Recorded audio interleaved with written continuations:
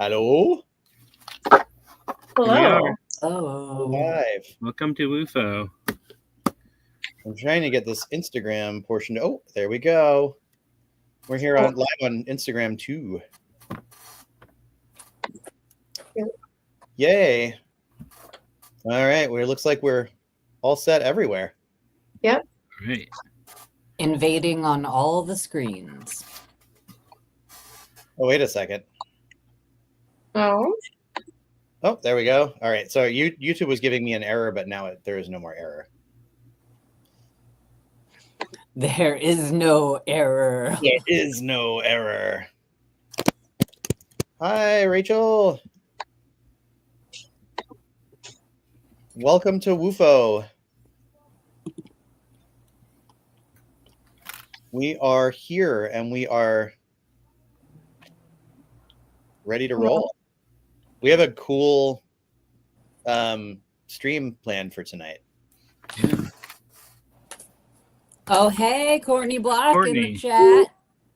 We love Courtney. Courtney, your episode of Steve Berg's podcast, High Strangeness, was fantastic. I loved it so much. It was the absolute perfect nerdy chat. Everyone should go listen if you haven't. It was. I also have to say, definitely listen to the Amanda Paulson episode. Mm-hmm. I think it's like the one of the more I don't know, concise kind of discussions I've heard on her emotional touch point theory, which is really cool. Mm-hmm. And Steve is such an amazing host, interviewer that it's a fun listen. Highly recommend it. We need to get all of you here next year. Like a WUFO conference. Oh yeah. Well, I wasn't thinking at the same time, but yeah, that would be even better. Yeah. Oh yeah. Or WUFO Live, like in person. Yeah.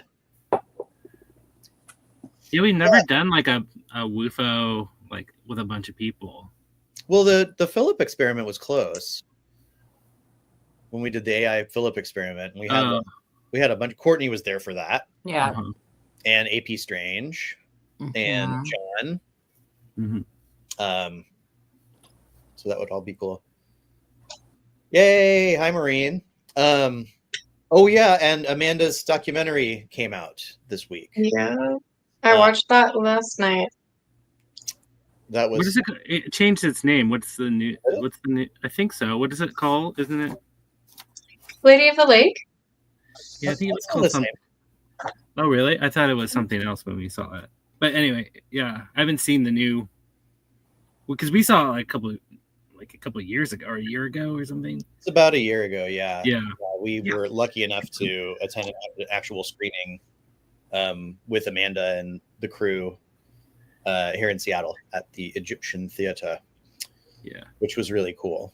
Yeah, so I'm curious to see what they've done, because I think they've edited it a little bit, or see, because it was like an early showing, so I need to watch the new version. The finished up final touches. Yeah. It was really good. Yeah. Yeah, it was really cool.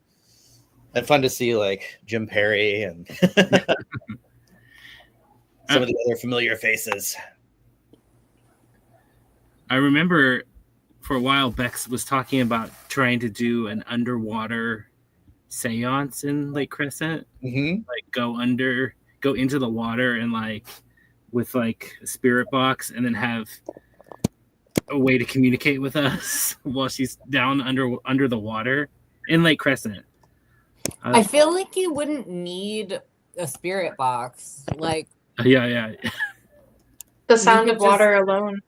Right. Yeah. Yeah. But you would need a wetsuit though. That lake is so cold.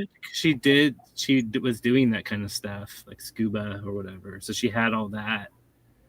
Braver than me, that's for sure. Yeah. Yeah.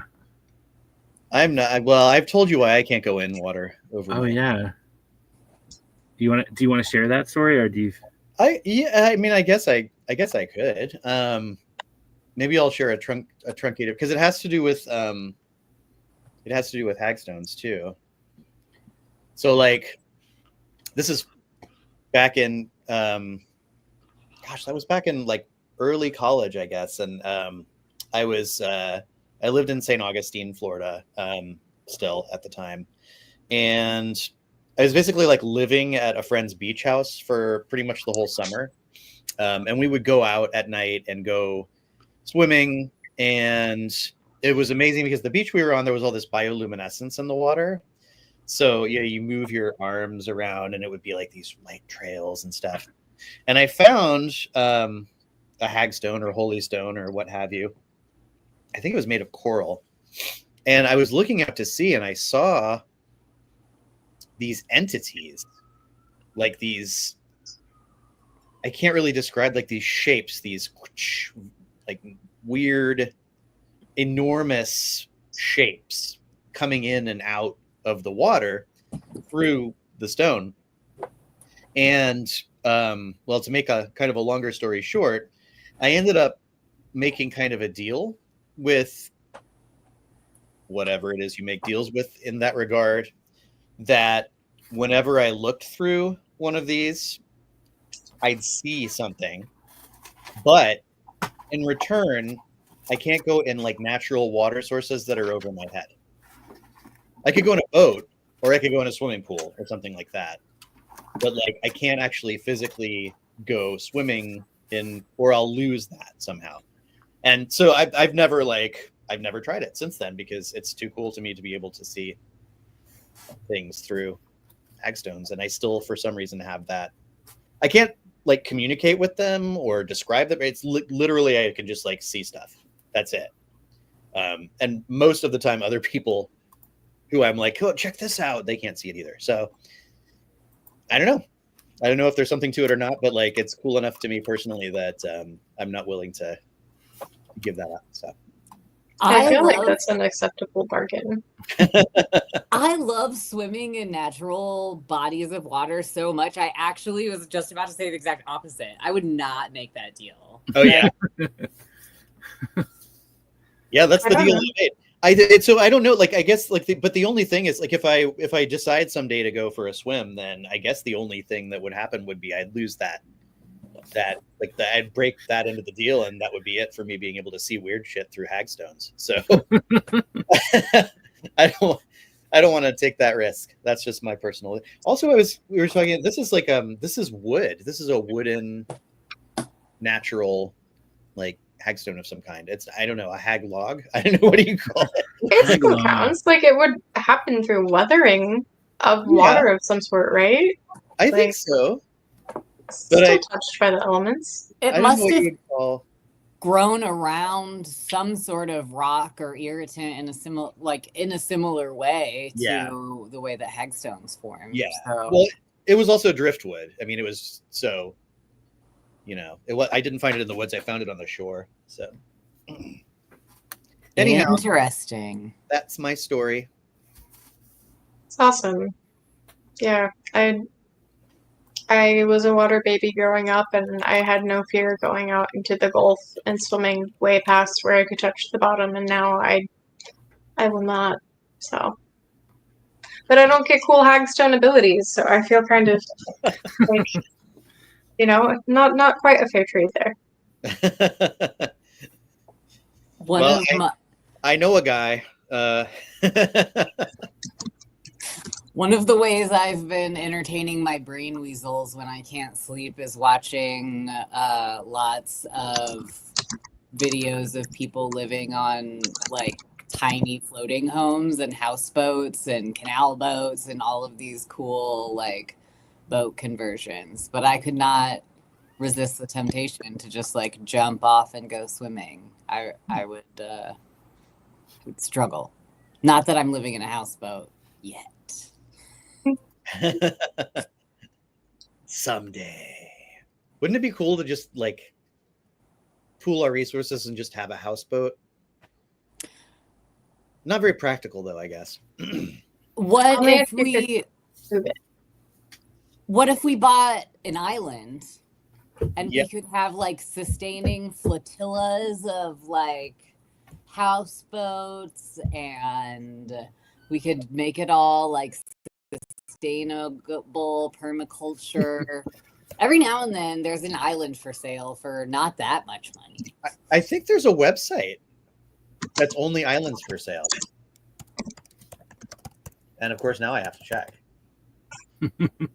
Yeah, privateislandsonline.com. I feel like that's a certain clientele, unless we all pull money together. I think even if we were to all pool money together, we'd still probably not.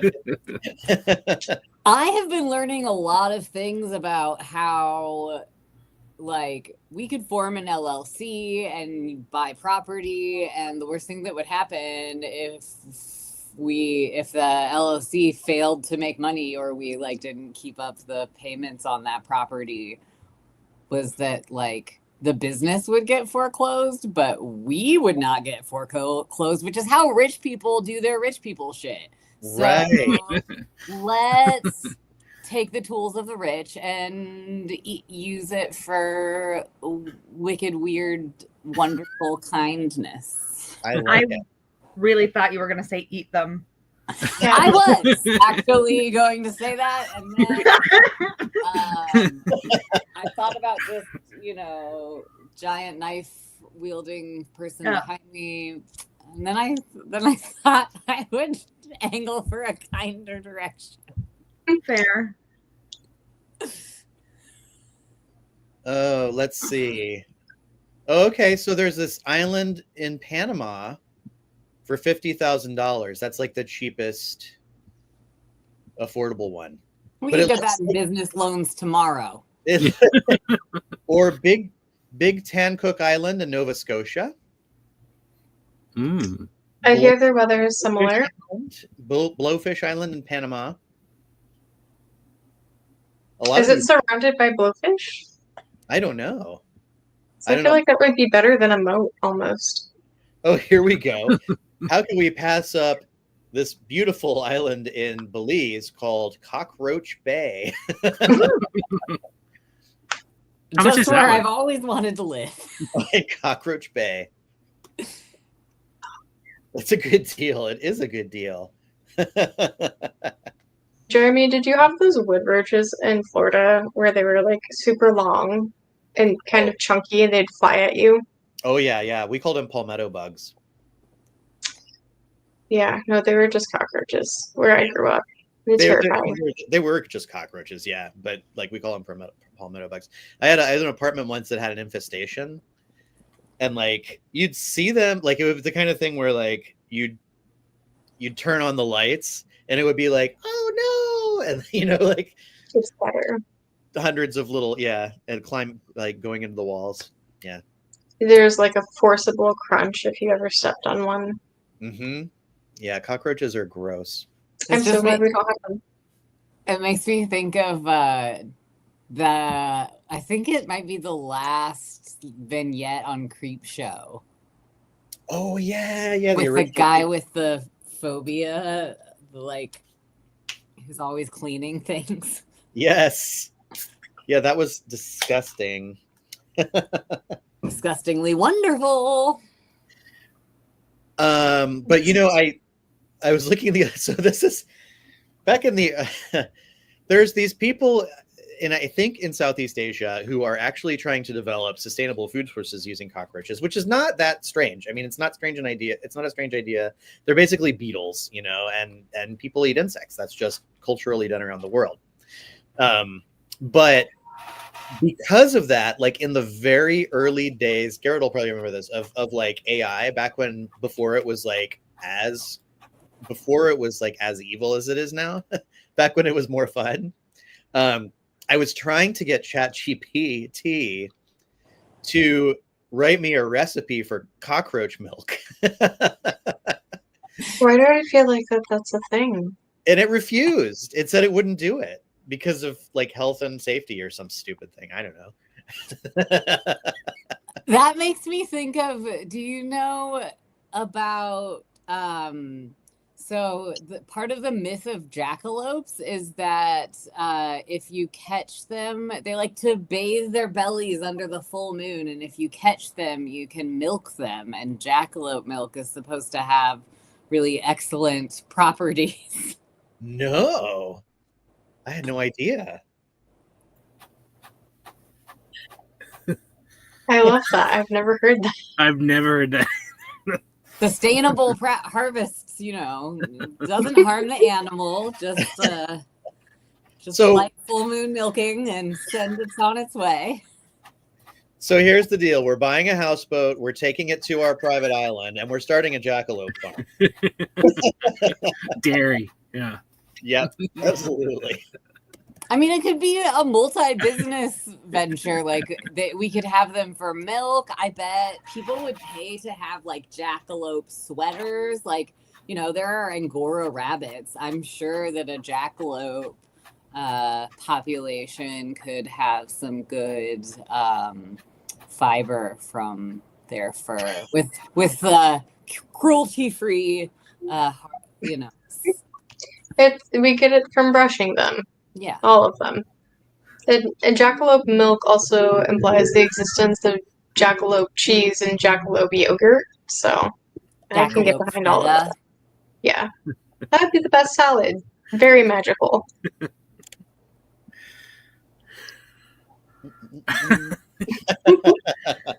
Someone logged in right when Sierra said jackalope cheese.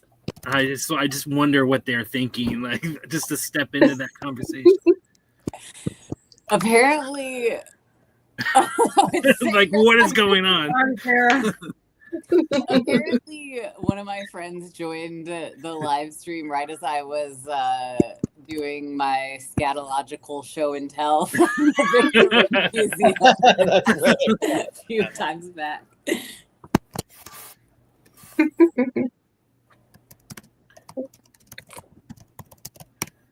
All right. Well, actually, you know what? Maybe that's a good segue to the snack report. No. I don't have anything. I ate all my snacks earlier. Oh no, I found them. almost never have snacks. You should tell us anyway. Oatmeal cookies. Oh, there you go. That sounds so good. I'm Yeah. also once again having an oatmeal cookie. All Oh, right. there's a theme. Whoa, we just had a Cookie oatmeal thing. cookie sink. That is a hefty oatmeal cookie. Yeah. Wow. These Mr. Crumble cookies they're magical. I'm trying. Are they gluten free? Almost certainly not. I will hurt myself with bread from time to time. It's okay. Yeah, no. They do have vegan filling though. I can get behind that. I feel like oatmeal cookie would be really good for like an ice cream sandwich with salted caramel ice cream between it. Yeah. Ruby Jewel does their oatmeal cookie sandwich, I think, has buttermilk ice cream, but not buttermilk, butterscotch ice cream, but not like aggressive, like fake butterscotch, like nice. The real deal. Yeah. They also have a salted caramel one that has like a chocolate cookie. I don't know. I'd have to try the chocolate cookie. Chocolate baked goods I'm very persnickety about. Ruby Jewel has figured it out. Again, probably not gluten-free, unfortunately, but That's okay. Probably more than my weight in the salted caramel brownie ice cream things. Blue slushy, heck yeah!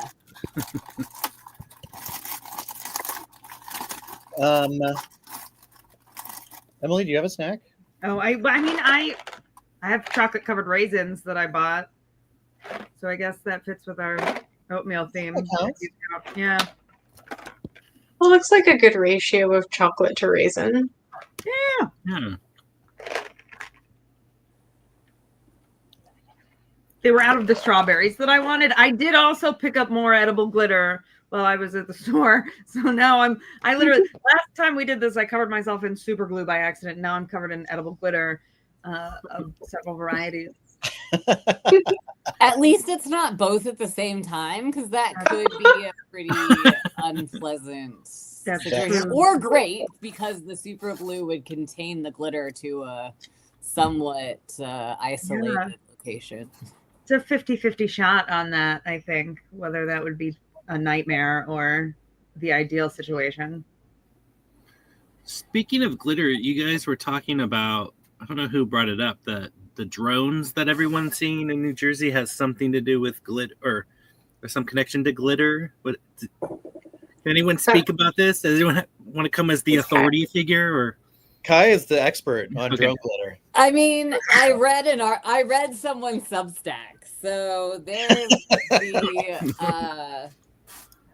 the expert. I just absorbed some of their wisdom, but apparently there is a large glitter company in America that has a undisclosed secret client that is their largest client. And this author was hypothesizing that it was likely the US government, and that apparently there have been instances in the past where, because the glitter manufacturers have these like precision cutting machines, essentially that they might, it's unclear whether they're contracting to use those machines to just make more glitter or to make some other material that needs to be precision cut. But there's also a theory that perhaps you could load glitter in, or something akin to glitter, into something that if you like released it, it would throw off radar and kind of obfuscate anything that was going on or sow chaos. So that reminds me, I'm sorry to just interject here. I listened to a podcast on glitter like a year or two ago. I think it was the Stuff They Don't Want You to Know podcast. We don't know what it's made out of necessarily, I think. And that reminds me, mica. Mica is a radiation blocking mineral, or I guess it's a mineral, and they use it in microwaves. And they have used it in other, I think, ancient sites in theory for possible radiation blocking. So I don't know. Just to go with the glitter conspiracy here. That's really interesting. Because they use mica in makeup for like skin safe glitter. Huh. Yeah, this edible glitter has mica in it. It does. All right. So that tracks. But when I first heard it, I thought that they were like grinding up drones to make glitter. Like it was like, making sausage or something. Like drones in, glitters out. I'd always heard that the big client was like Crest putting the glitter in their toothpaste. And they didn't want people to know it was glitter. But I think that's just an urban legend, but this is really interesting. Yeah. Do they still make that Sparkle Crest glitter? They do. I think I have some in my bathroom right now, actually. We need proof. That's funny. If you have a kid, probably still have some in your house, like on the floor or in the wall. Forever. I mean, it's forever. That's the thing. It lasts forever. It's immortal. Glitter is immortal. Glitter will outlive us. Someday it will just be cockroaches and glitter. Disco cockroaches. Should we talk more about that? I wonder if anybody's came here thinking we were going to be talking about the drones.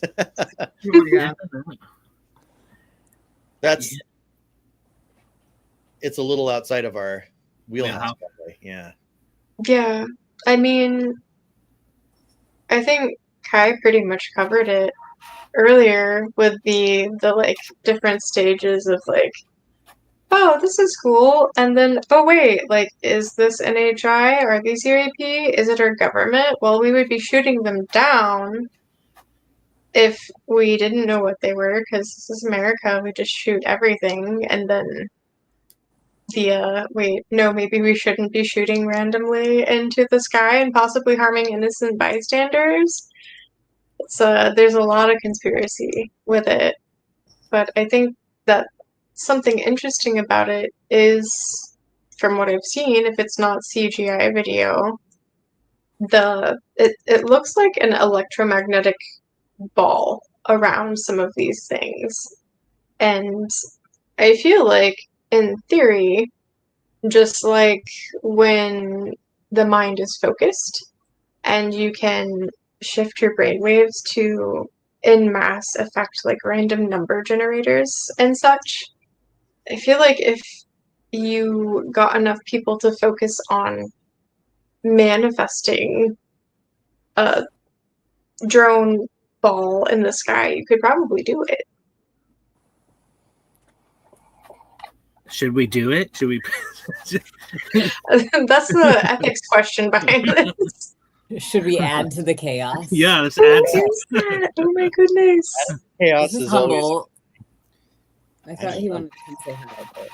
I have to say though, I have seen some of the videos that are coming out lately. Like I saw a couple today, at least 2 today. I saw from like some of the bigger accounts that are posting this stuff. Were like, you can see it curve around or something, and like it was a bat. I mean, it was a bat, and I don't want to like disparage bats, because I would find it just as cool to get a cool video of a bat, but it was a bat. Yeah, and that's the crux of it, right? Is like it was an anomalous thing to you. You have like maybe you don't go look at the skies very often, but this is a bat, my dude. I will be flying into Newark Airport in New Jersey on Sunday night.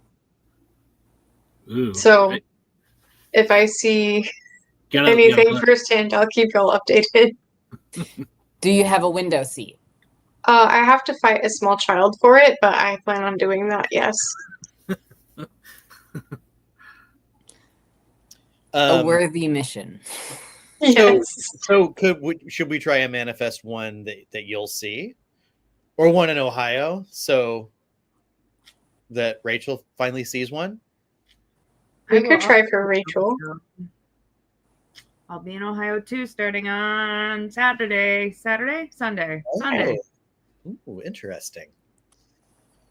We could do We already that. know they're in New Jersey. Maybe if we do it, we should try and get like an Ohio sighting. Ohio drone. Yeah, That makes sense. if we do it, if we want to do it. I'll go to Cornhenge midweek and see if I can get a drone over Cornhenge. I feel like that would be the perfect place, honestly. Drones Over Cornhenge is our first album title.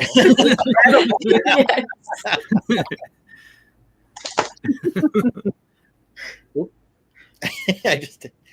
I meant to do that. There we go. 50 drones coming out of the ocean. That's a lot. That is. That's too many. It's just airplanes, you guys. It's just the ocean airplanes. Fine. It's just the aliens that live down there. We've established that clearly. I think those are called puffins. Oh. There were puffins in New Jersey? I've been lied to this whole time. Rachel, that's literally what I'm talking about. I'm literally talking about concrete, and it is the only Cornhenge. I also live in Dublin, Rachel. Not right now. Right now I'm in Seattle, but I will be back in Dublin on Sunday. Meet me at Cornhenge is what I'm saying. I don't know. I don't know. Wow, should we do this? Should we make corn? So it's Sunday? a miracle. Yeah, we should do it. Okay. Wait, Sunday the solstice? The day before, I think. Day before. Saturday. Okay. That's the calendar solstice. I don't know when the actual astronomical solstice is. But that's kind of wild that you're going to be at Cornhedge, like right by the solstice. I think that's like perfect. So, Yeah, I'll drop by on Sunday. We need some field reporting. is there some sort of effect? Like, is it like Stonehenge, where on the solstices and equinoxes, there's like light effects that shine through specific? Oh, you know what would be cool? If on every solstice or equinox at Cornhenge, something happened and it just like all of this popcorn started coming up from everything, like a beam of light at Cornhenge, and then popcorn started coming out. Yeah. So what happens at Carhenge, which is in Alliance, Nebraska, on the solstice? Just like nuts and gears start raining. Right. Oh my God. I'm looking at Cornhenge online right now, and it is fantastic. This is somebody's life work. Oh, it is. Yeah, we used to play like hide and seek in Cornhenge when I was little. And there's a pond. I believe there's a pond, or there used to be a pond right next to it. So my dad would go and like fish for like little sunfish while we were running around in Cornhenge. But the thing is the corn, they're 6 feet tall. They're like giant. And Yeah. so if you're paying attention and you run into one, I think at least one of us lost a tooth at one point. And that was full speed running in Cornhenge. But it is one of my favorite. It is very Midwestern. It is actually like a corn graveyard. They like put that corn there to like memorialize the fact that it used to be farmland. So like it's like a corn graveyard. Wow. Very strange. Where I grew up was all corn in California, and there was a thing called Corn Fest, and there was like bands, but then like they started putting houses where all the cornfields were, like putting in these housing developments. Like during the 2008 when that all collapsed, it was like these were some of those houses that they just like built and sold really quick. And my mom and I, and so they were having Corn Fest, but like it was all just like these real estate people like selling stuff instead of like anything to do with corn anymore. And my mom and I wanted to plant corn just everywhere and just have it like show up in the yards, like and like make all this propaganda about like the corn's coming back, and just have it like popping up in these like yards and stuff. I don't know, it was pretty funny. But seed bombs, but only corn. Corn, yeah, totally. That's amazing. Guerrilla corn thing. In Nebraska, they have Rocky Mountain Oyster Festival, which is I'm good. not quite as exciting as Corn or Spudfest, perhaps, depending on your proclivities.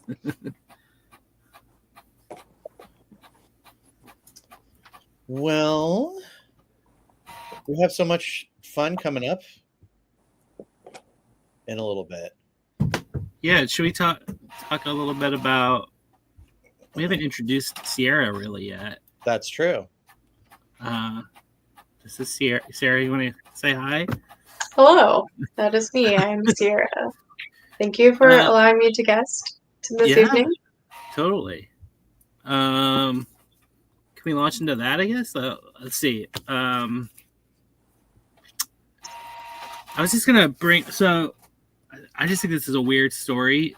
So I've been trying to write this novel that kind of has to do with the Black River. I've been talking about this a little bit, and kind of the Screaming Well and all these things that we talk about all the time. Jeremy and I go to the Black River, and we've been doing stuff there. And I've been writing, and I had this idea for a character, and I was trying to come up with a name. And I wanted, because of some stuff that happened, I wanted it to be an Irish name, because I'm Irish, and I was thinking about my background. So I picked one, and then I got this book right here. See, Too High and Too Steep, and I bought it from the author. And when he wrote me, I had just picked a name. He wrote me. He's like, "Hey, do you want me to like sign it?" And I was like, "Oh yeah." Yeah, sure. Why don't you make it out to the character? I didn't tell him it was the character. I said it was someone who cares a lot about the Black River, a friend of mine. I said, why don't you make it out to them? And I thought it'd be, oh, funny. It'll make that person more real. This character is going to like come alive. And so here's the book that he signed. I don't know if you can see that. It says, to Sierra, with pleasure, and then the name of the author. And then maybe a month or two goes by, and then I get this random email from this person named Sierra saying like, hey, I heard you on this podcast and I want to talk to you. And I thought at first that maybe I told someone and they were like joking, like playing a joke on me or something, like messing with me. I was like, this is so weird. Like I saw like the name in my phone. I was like, what is happening? Yeah, so it's just like it's like a small weird coincidence to me, but then like some other stuff started happening. I mean, I don't know. Sarah has this story about some stuff that I think would be really cool to talk about.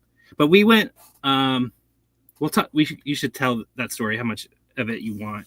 But We'll get there. But we went to Franklin together. That's how we met. With Jeremy and I went and met Sierra at this like little ghost town outside of King County, or in King County, like which is the county that Seattle's at. And It's right outside of Black Diamond, which is also an area where you grew up near. Yeah, that was another in California. Yeah, so like I grew up with this small town called Black Diamond, where I grew up, and that's where all the ghost stories are and all the UFO stuff. It's on this Mount Diablo. There's this, and there's Black Diamond mines and this coal stuff, coal mining there. And so when we drove into Franklin, I saw Black Diamond. I was like, oh, funny, I grew up where there's a Black Diamond. And turns out it is the exact same people. Like they ran out of coal or something where I grew up, and then they moved from California to Washington and set up a coal mining operation there.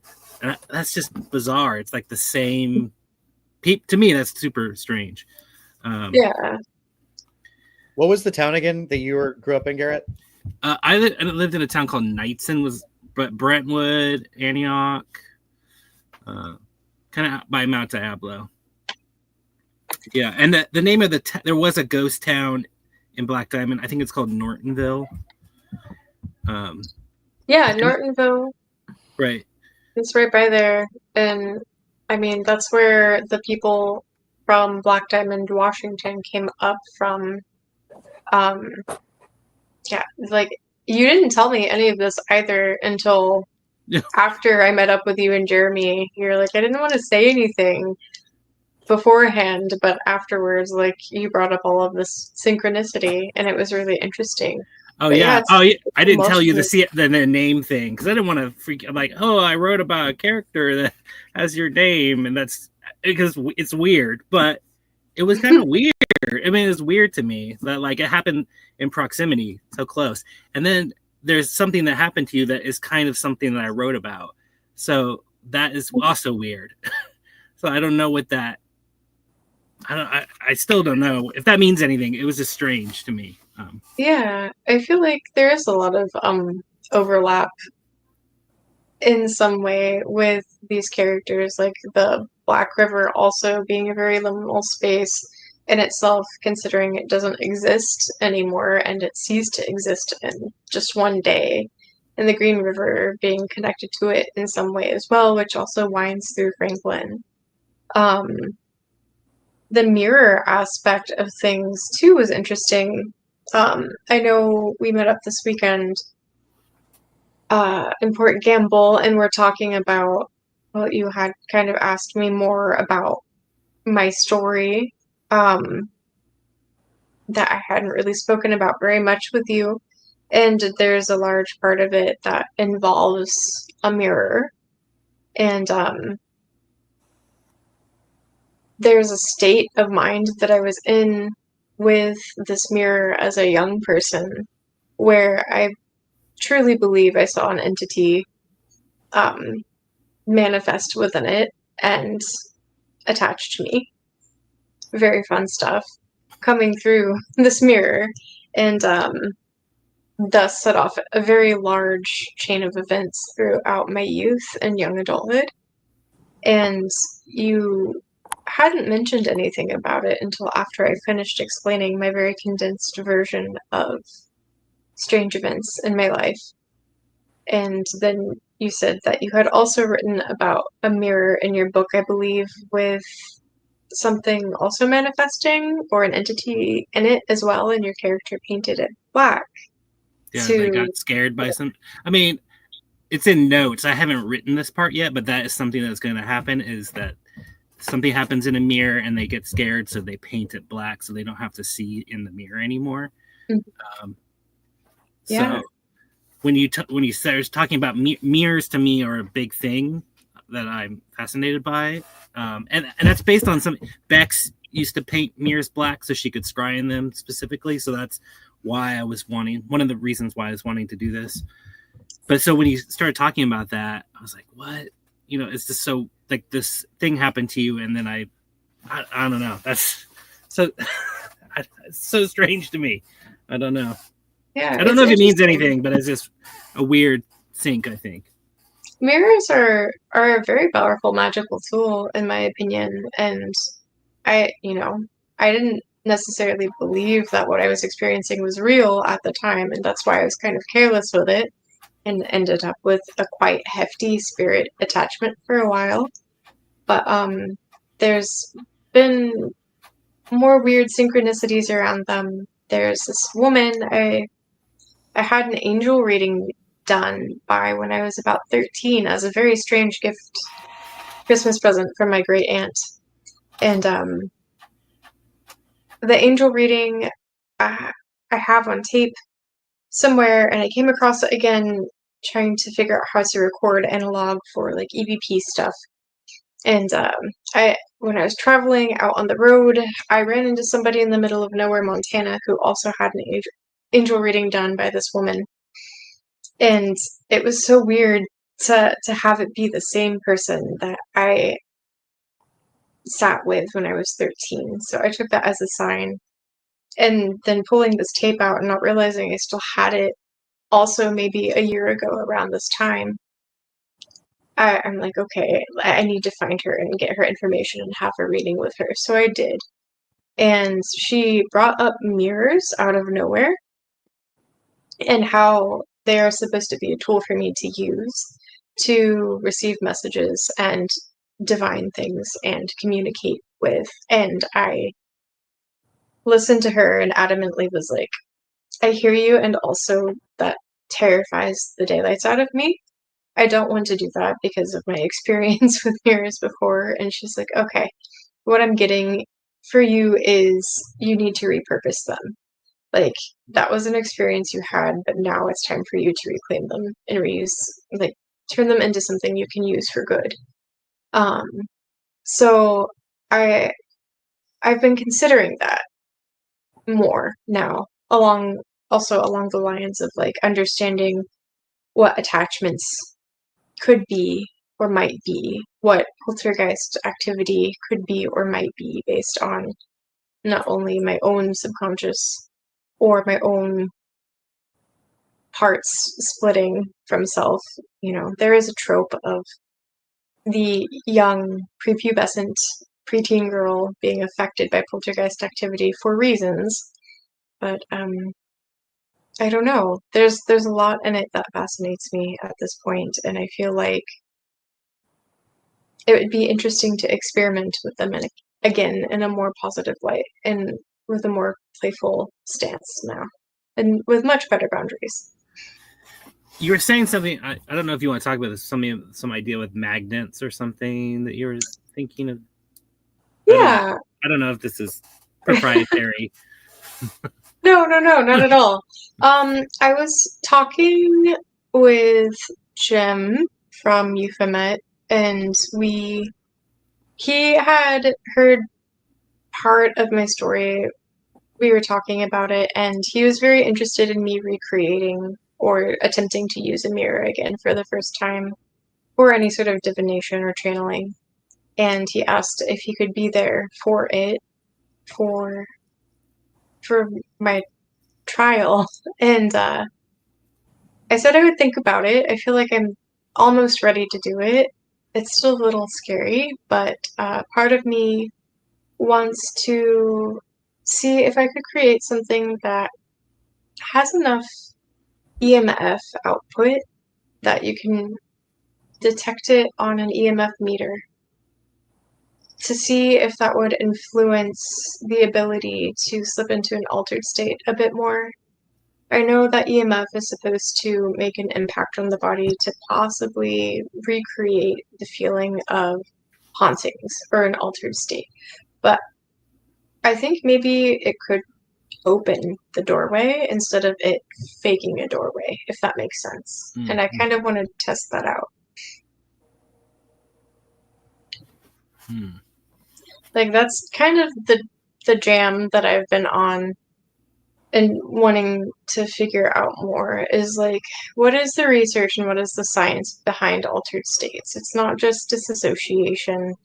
It's not just negative emotions or fear or trauma. It is also joy and play and meditation. And, you know, I've heard people talk about spoon bending and wanting to just be like in a very positive and playful environment for spoon bending to work. It's like, all right, what can we do to facilitate that for something that might be a bit more spooky? Like, what can we do to cause those brain states to be different? Is it EMF? Is it binaural beats? Is it telling really terrible jokes with each other for 20 minutes beforehand? I mean, referencing back to the recent Amanda Paulson episode, like maybe it's nostalgia. That's something that she's playing around with. Yeah. One to toy around with too. I heard that in her interview. It was fun talking about like the video game she played in 4th grade on the computer and just like totally going back and getting lost in it. I think that would be wonderful. I started daydreaming of different ways to help recreate nostalgia with different people from different decades, but as a group, to have them all come together and be in that state and like manifest or create some sort of phenomena together, like similar to the Philip experiment, but completely different in its own right. The smell of gack. Take us right back. Have any of y'all ever been to the Kennedy School down in Portland? It's a McMinimans. Mm-hmm. Really? Okay. I know the Edgefield is the one that's supposed to be like they're all haunted. Okay, all of them are haunted. The Edgefield was like a poor farm, for lack of a better term, and all sorts of other things, nursing homes. But the Kennedy School specifically is this old elementary school. It was full of children, and then it was abandoned for 30 years almost. And I swear, one of their girls' restrooms is extremely haunted. It is beyond haunted. I have had EVPs captured in the bathroom, which is awkward to try and get.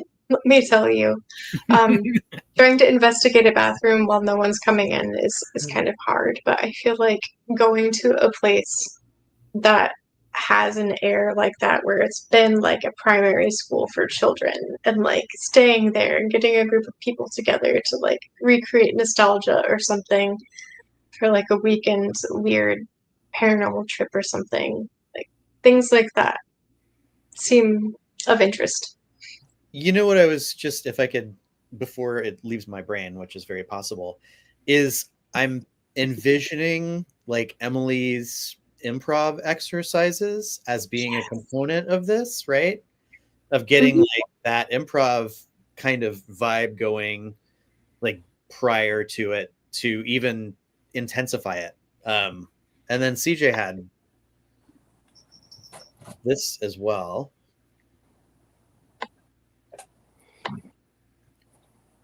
So like charging up a sigil too. Mm-hmm. So yeah, I mean that's part of me. Part of me is still terrified. I'm like, I don't want to dip my toes back into this.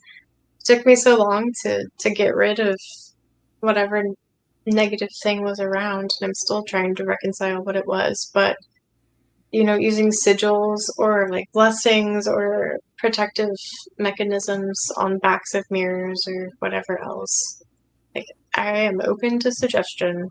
It's just fantastic to even have people who are dabbling in experiments like this.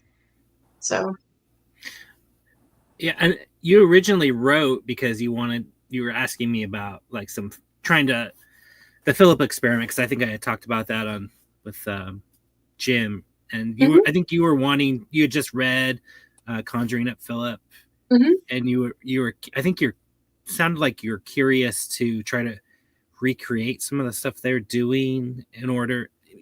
Maybe you should talk about that, like what your ideas around that.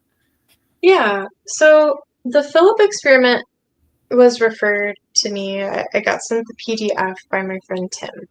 He does the Strange Familiars podcast, the one that I was interviewed on. And I'm so grateful for it, to be able to have read through the whole book. I think I messaged you some specifically about the psychological aspect of what Dr. Owens observed around what contributed to the success of the experiment, not only the interpersonal relationships between the people in the experiments, but also talking about the possible effects of psychological splitting and also coping mechanisms among people who have reported poltergeist cases before. And there's a theory implied that with the coping mechanisms or with the splitting, even if you have resolved the issue or the trauma within yourself, the pathways for the phenomena are still there, and you can still use them even if you are emotionally and mentally healed, which is fascinating to me. There is a correlation of high childhood ACE scores, adverse childhood experiences or trauma, and dissociative states and paranormal activity. And unfortunately, like, I think, as you've probably heard, I do score pretty decently for those things. And I think from what I've heard about Amanda's story as well, like, she also talks about, even in her documentary, just not remembering a lot of her childhood due to circumstances and disassociation. And it's unfortunate that it's such a common thing. It's not necessarily rare, but I think a lot of people who have these experiences, regardless of gender, end up with experiences that they can't explain. I think taking that and getting those people together to maybe look at their coping mechanisms from a psychological point of view and then applying it to experimental practices or different states to possibly recreate phenomena in a way that could be empowering, I think is important. And just also to see, like, through my own experiences, one of the biggest experiences I had, there was another person's physical body affected by something that I felt was part of what was attached to me. There was a lighting in the room that was strobing on and off. And that alone terrified me. Part of me felt like it was my fault, and I don't know what was me and what was possibly another entity. The bone I have to pick with Conjuring Up Philip is it puts a lot on the individual causing the phenomena in general. And I don't agree with that completely. I do think that there is an outside factor, an outside source, that there is the other, so to speak. It's not just us. We are not completely the conduit. So going in and recreating experiments that are similar will help myself in my own journey figure out what I am actually capable of and what I'm not. And hopefully anybody else who is wondering the same thing. Like, what is outside of us, and then how do we haunt ourselves? I don't know if that makes sense. I feel like I'm rambling a bunch here. No. That makes total sense. Yeah, I think the fact that it's like, I remember in something that I haven't read all of I've only read parts of that Conjuring Up Philip, but there's a part where they were talking about how when they built out the history, this fake history, whatever, like there was like rules about it couldn't like go home with them and stuff. And so you think like, oh, you can put in these rules, but then like it's almost like AI, like you put in the limits of what it can do, but then like can it figure out how to subvert that, you know? Exactly. It's like you can't like, I mean, there's just some like danger there, you know. You don't know; it's still unknown what could happen. Yeah, you don't know when it'll become too powerful and break Right, free right. and like become its own iRobot scenario. I Right. mean, or I poltergeist scenario. I think that that's why the aspect of play, though, and joy is so important. And, you know, in the book, Conjuring Up Philip, it proposes that people blame things on ghosts, they blame things on poltergeists because it's easier for them to do so than to admit that they have the physical capability to create this phenomena themselves because we don't understand how it happens. That's where also the idea of liminal scouts come in to me is like kids are so pure. They have the ability to like do these things without questioning themselves. Their imagination is already there. So getting kids together and asking them to like imagine a Loch Ness monster in Green Lake on a full moon or something, and then being able to see that or record phenomena or document something in a way where it's like, okay, even if this does break free, like it's not going to be a danger to anybody unless it's like carnivorous or something. Gonna say only the local fish population. Yeah. Yeah, we Is Loch Ness an invasive species? We introduce it. Yeah, I don't know. Like, it doesn't have to be so serious and such a heavy subject. And I think I'm finally starting to realize that now. And honestly, the work y'all have been doing is a huge part of that. Like, play is so important. I think for me it was like I needed it to be funny and to like to be.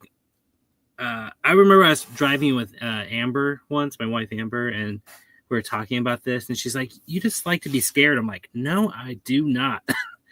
In fact, like I think like I like do this like TikTok stuff and like write all this stuff, you know, all this because I can kind of control the narrative a little bit or like kind of play with it and have more fun, and so it's not so scary to me. Or you know, so I can kind of, I don't know, because I don't like it being out of control and out of my hands and being so unknown and, you know, tapping me on the shoulder when I'm not expecting. So I think that's like I have to consciously be like coming out all this with like a fun vibe because it used to really terrify the crap out of me, as I've talked about all the time. So Yeah, I mean, it is unknown. You know, I printed off like all 30 something pages of the gateway process recently, and it talks a lot about getting into these altered states and interacting with other things and entities. And even in this paperwork, it's like you need to set boundaries and say that you're only willing to communicate with things that have positive or good intent. And I'm like, all right.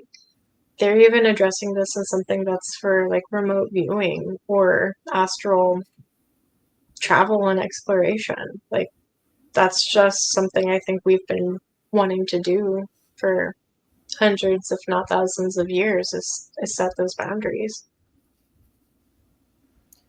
Can you tell us a little bit more about the gateway process? I think just for those people who might not be familiar with the document, it's really interesting.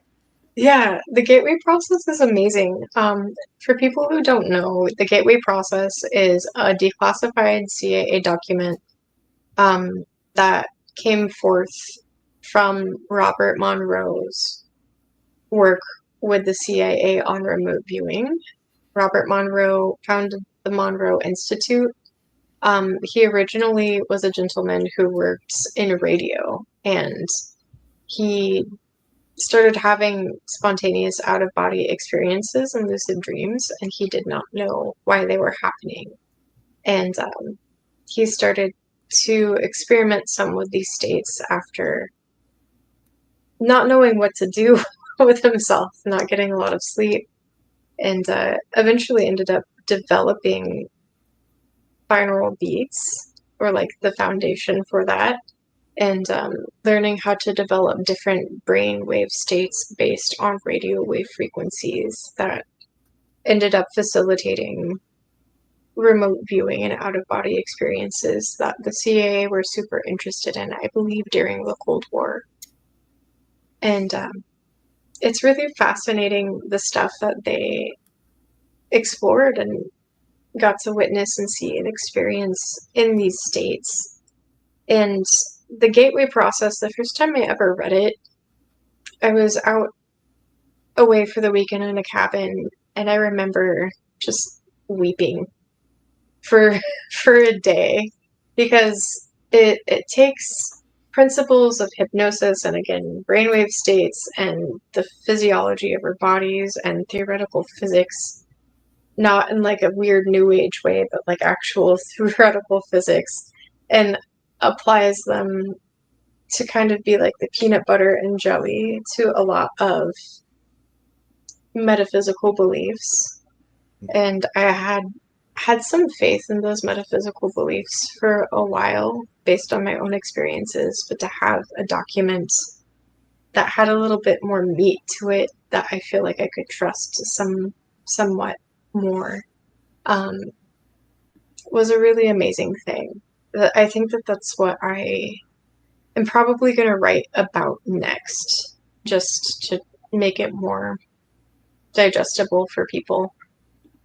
Feels like a task, but I think it's fantastic. If anybody wants to understand paranormal, mystical, metaphysical, psychical, anything, like, it's a good foundation to have. It reminds me a lot of Ong's Hat. Like, does anybody know Ong's Hat? It was it was kind of like the first like alternate reality game.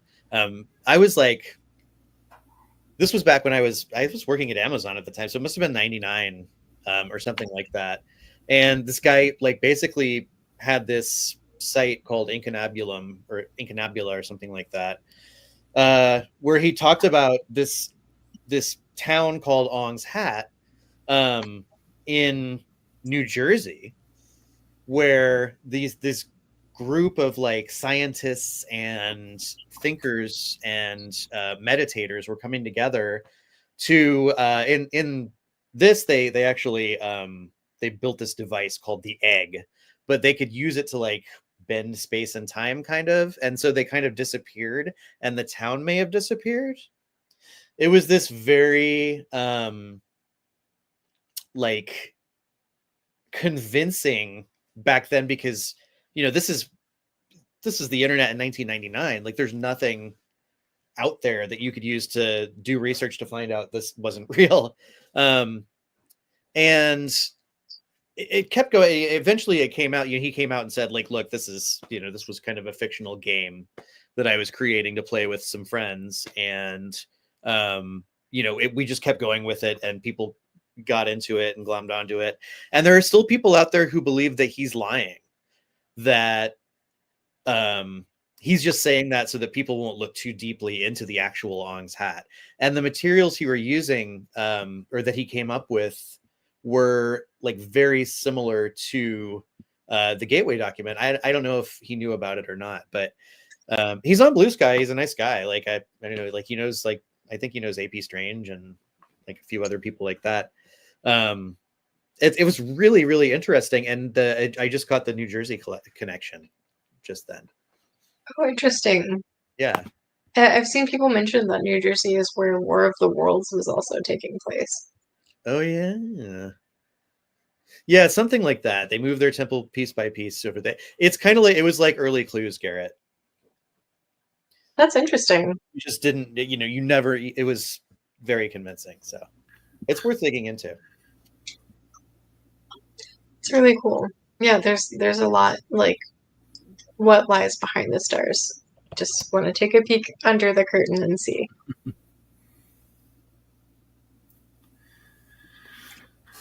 Let's see.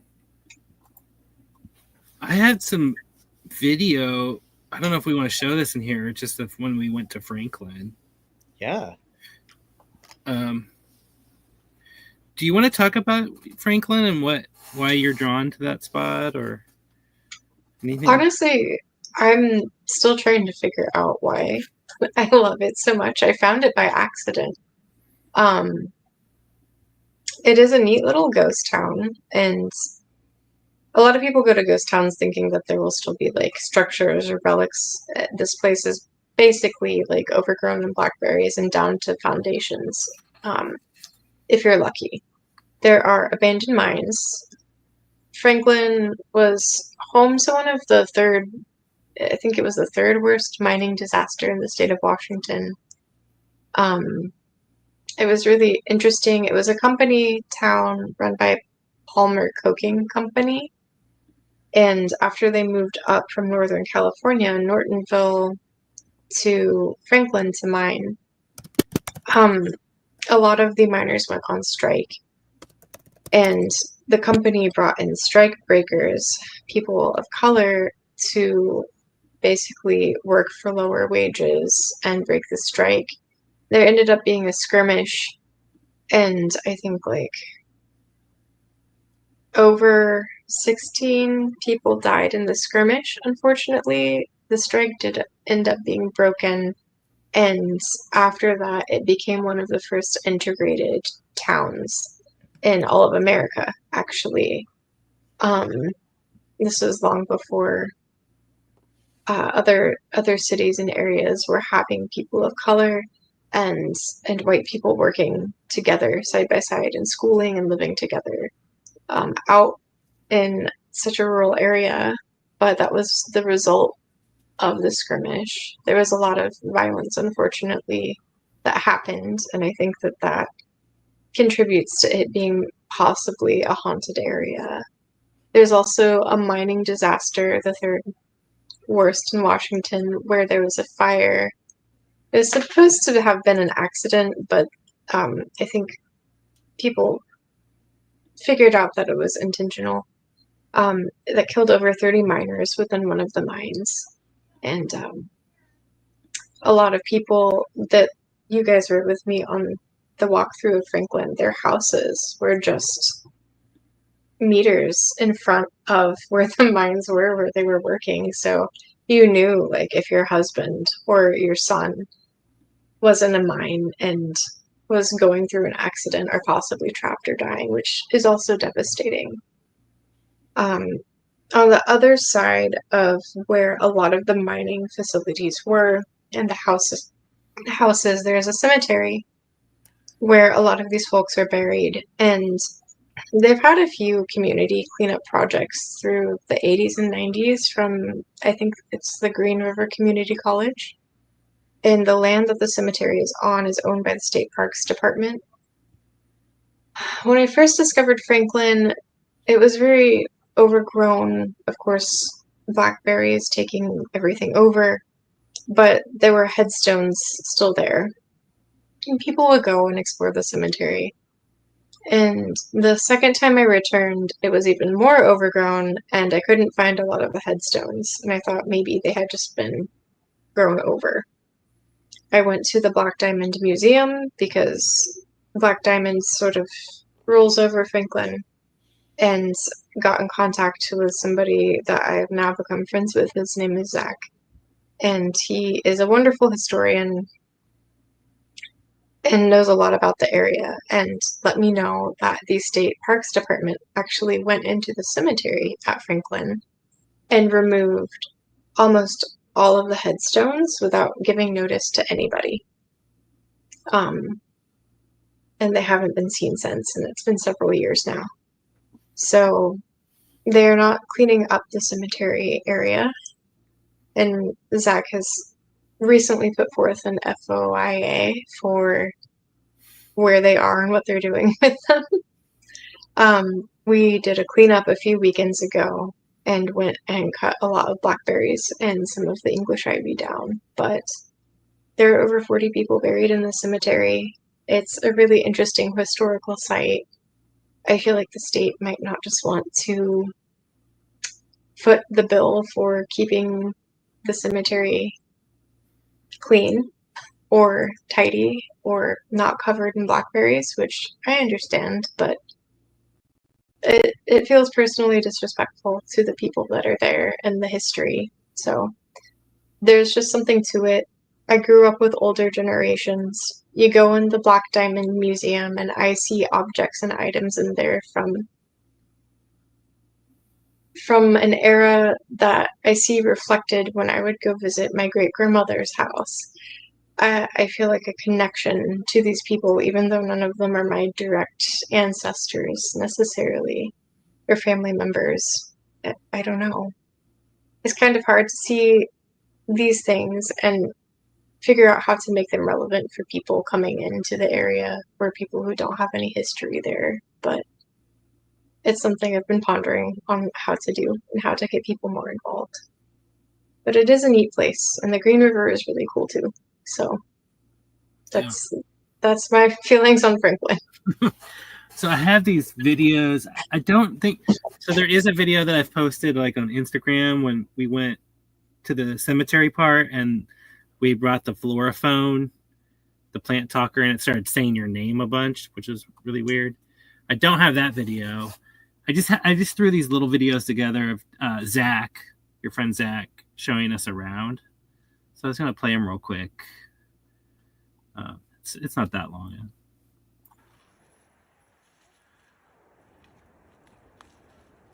We're in the ghost town in Washington called Franklin. It's near Black Diamond, and we're going through the old coal mine. So the structure off to my right would have been a part of the entire mining complex lift house structure. So imagine 60, 70 feet up in the air above us and came 180 degrees from it back into that slope back down over there. Now, the reason that slope is so important is because that is home to the Franklin disaster. Okay. They were down there, allegedly found a spontaneous combustion fire, started to try to work on it, and in mines, these ones especially, they kind of used airlocks to kind of move and push air throughout the mines from all the fan houses that would have been up in the hills above us typically. And unfortunately, you get directionally challenged sometimes, especially when there's a lot of slopes going down. And so unfortunately, a lot of men had kind of a decision to make. Some went right, some went left. The one that went left, going back this direction, unfortunately ran into gas pockets and ended their time. But it was later found out that the fan house was actually switched off. So there was no air being pushed through the mine. In a kind of a weird twist, though, they determined that it was more likely than not arson. And in an even weirder twist, they think that the person that started the fire also turned off the fan house, also died in the fire. Oh. And it's interesting because when you look at like the documents and all that stuff, a lot of people in town are kind of like, oh, you know, we think we know who we did it, but we're not going to call them out. And it was like, call them out. And you're basically standing in Franklin proper, if you will. The actual town is down there, which we'll walk to in a second. But I mean, there were houses lining on, you know, Dogwood Town's right over there. Mm-hmm. So an accident happens here, everybody knows. So wait, this is all right here was all town. Yeah. This whole area. I'd be walking through somebody's backyard right now, basically. So people have come and done archaeological digs and also have had metal detectors, and they have found some of the artifacts and put them in the Black Diamond Museum. So when you go to the Black Diamond Museum, they have a Franklin section, and you can go see like the glass bottles and even some of the mining lights that they had, wow, which is pretty cool. That's awesome.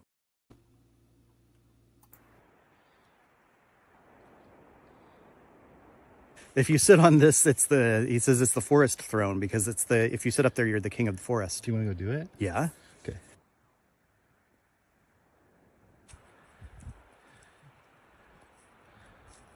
The roots were used as a seasoning and actually can be used 1-to-1 to replace clove.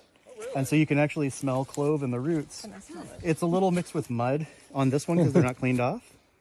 Oh, yeah.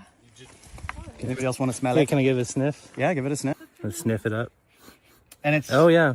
right now is the best time for it because it's storing all of its energy in the roots. Clean these out and you can dry them out and they taste just like cloves. What is it called again? Avon, large leaf avens, Geum macrophyllum, or Geum, however you want to say it. Can I come out? Of course, but before you do that, to tell you that this is a 300-foot deep hole is, what does 300 feet sound like?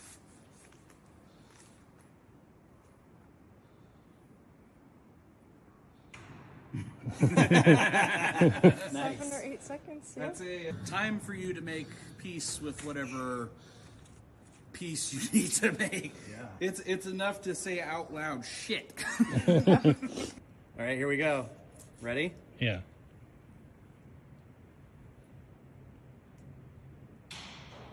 There we go. Bounced off the wall a couple times. Yeah. Oh, yeah, there it still goes. It bouncing. was still going. Or just something throw something back. Oh, yeah. Yeah. Hello? Is anybody down there? Hello? And this was documented in a book that when, and I've never experienced this, and I've dropped a lot of rocks down this, that when you drop a rock into this mine, people have said that they can hear the screams of miners, which throws me for a loop because nobody died in this one. However, from a structural standpoint, it was connected to that mine back down the way. So again, I've never had any paranormal experiences in regard to that, but the fact that it was written in a book that is being sold in Barnes and Nobles. Is this the screaming well? So yeah, that's a little Franklin time. Possibly the screaming well. That was so good. Yeah. It was so much fun to watch that. Yeah. Yeah. Thank you guys for being willing to meet a stranger off the internet. I'm glad, like going to an abandoned ghost town was the thing that got you out in person. Yeah. You just called me out. True that. I really like that shows also like what it's like to go on any trip with Jeremy because he's like picking weird weeds and making you smell them. That's like what's gonna happen. Sometimes he puts them in your mouth. Yeah, sense of smell is so important. Yeah. That's how you identify things. And sometimes you have to taste them a little. I would never have to taste something that I didn't know. Nicholas What were you also gonna- says that. Depending on who they are.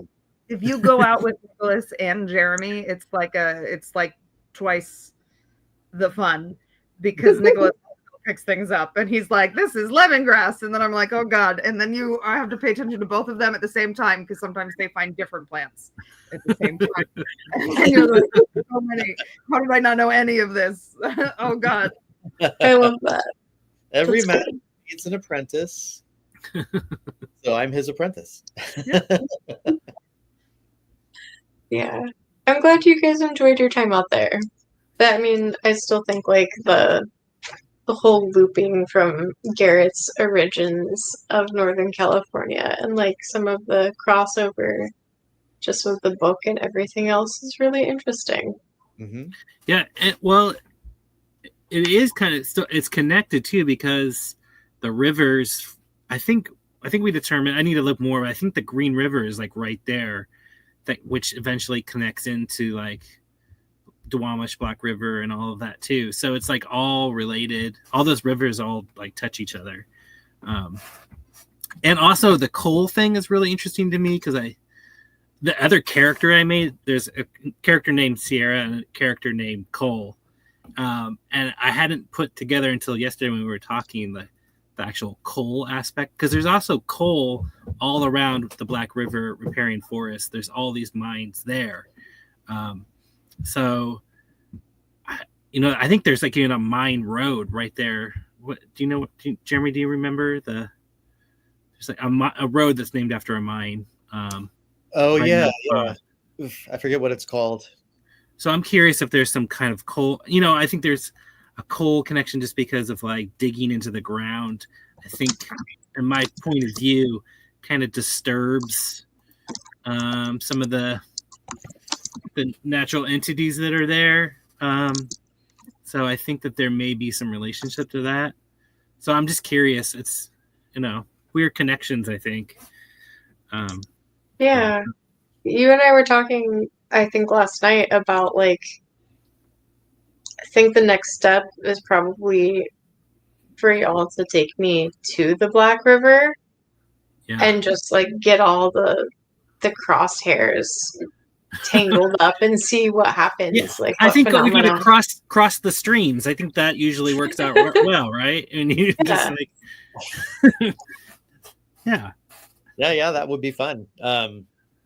It's a cool place to go to. It's like every time I'm down there, I think like, oh, we're gonna go to Waterworks Gardens again, and but then I get there and I'm like, oh wow, this really is worth it. Like it's such an interesting environment to be in.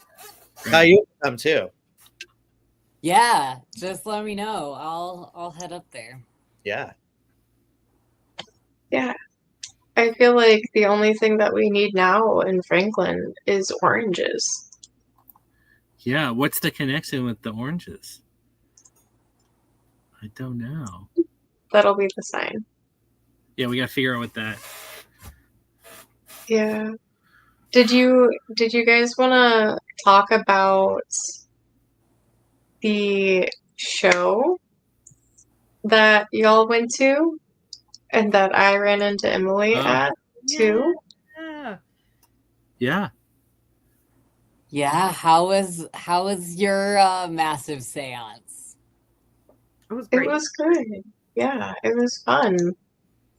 I texted Emily at the theater. I was like, I'm at the Moore Theater for the first time, and it reminds me of you. It's so cool here. I didn't know Harry Houdini performed there. It like instantly made it more magical. And then Emily and I have this way of finding each other. She didn't even text me back. I see this like person coming down the hallway during intermission, and I like move out of the way because I feel like I'm in the way, but instead I just get hugged. Yeah. Like, oh hi, I know you. That's how I show up places typically. Yeah, it was so fun. Yeah, it was incredible. It felt really cathartic to me too, which was nice. I also We explain what I don't know what happened exactly. How's it work? So it was what it was actually was it was kind of like a live podcast. I don't know so it was thrown by was American Hysteria at yours as well, I assume. So it was thrown by You're Wrong About in conjunction with American Hysteria, and those are both podcasts. American Hysteria is local to us. Chelsea Weber Smith lives in Seattle. I've seen American Hysteria live a couple of times, but so I've loved American Hysteria for like ever. I think most people are plugged into You're Wrong About. You're Wrong About is our local. You're Wrong About Sarah Marshall's in Portland. So. Yeah. So yeah, they basically did a whole, the first half was like a breakdown of spiritualism and how seances used to work. And then the second half was vaguely a seance, but it was more sort of a group ritual, I would say, in terms of like letting go of 2024 and all of the like awfulness and trying to find the like community and moving forward through that. That was the part that I found the most cathartic about it. Yeah. So what I didn't like, I didn't fully know, like I knew I was very familiar with both of the podcasts, but did not really know what to expect. And so the foil for the whole thing is that as audience members, you can see the ghosts of the theater who are kind of,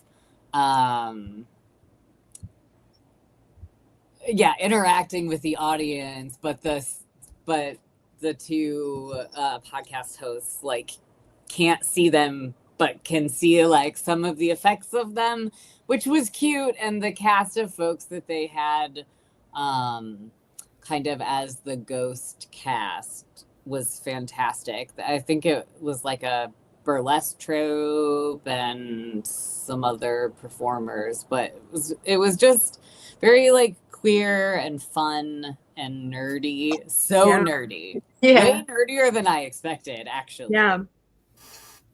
Because Chelsea Weber Smith goes in. Like Chelsea Weber Smith is like a research, like just so incredible, so detailed.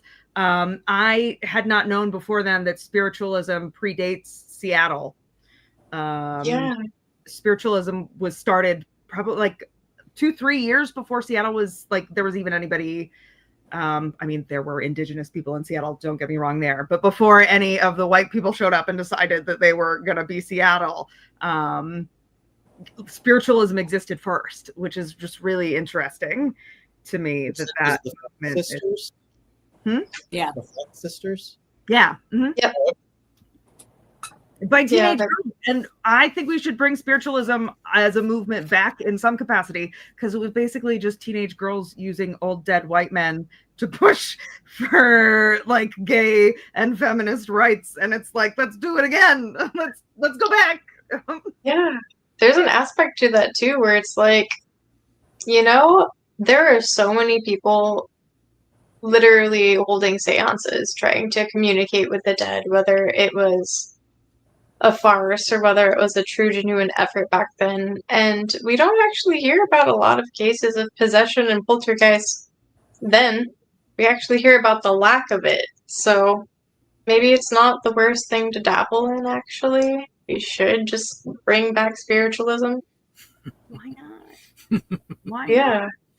I feel like Kevin was with me. You got to meet him there as well. And there was a comment that I think Sarah made about the Quakers and how radicalized they were, and the crowd cheered. Like at the end of the show, I'm like, this is the only place where you can go and people cheer for Quakers. There's burlesque.